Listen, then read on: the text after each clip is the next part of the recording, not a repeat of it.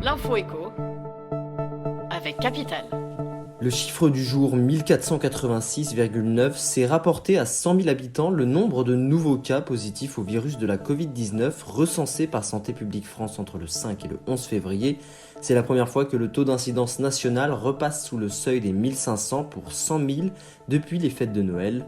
Et surtout, l'indicateur est presque 2 fois moins élevé que la semaine précédente où il s'établissait à 2635,3 contaminations pour 100 000 habitants entre le 29 janvier et le 4 février.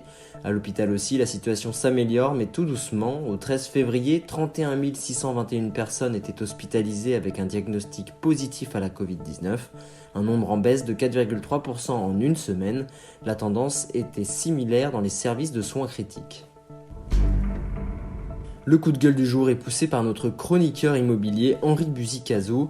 L'expert regrette que sur la question de la fiscalité immobilière, les candidats à l'élection présidentielle se soient cantonnés au seul sujet des droits de succession.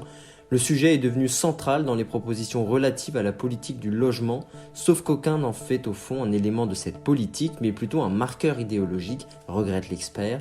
Selon lui, il faudrait pourtant réformer la fiscalité du logement dans son intégralité.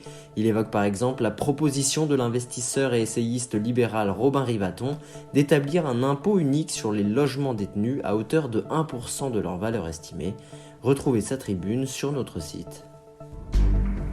L'info pratique capitale, députés et sénateurs ont décidé de supprimer le questionnaire médical pour les emprunts inférieurs à 200 000 € et les clients de moins de 60 ans.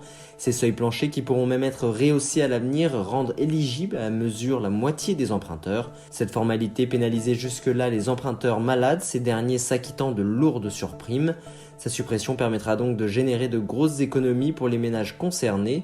D'après les données du courtier Réassurez-moi, un fumeur de 37 ans avec un diabète modéré peut par exemple espérer un gain de 8 600 € sur 20 ans. Un emprunteur vivant avec une sclérose en plaques pourrait même espérer 25 000 € d'économies sur 20 ans. Plus d'informations sur capital.fr.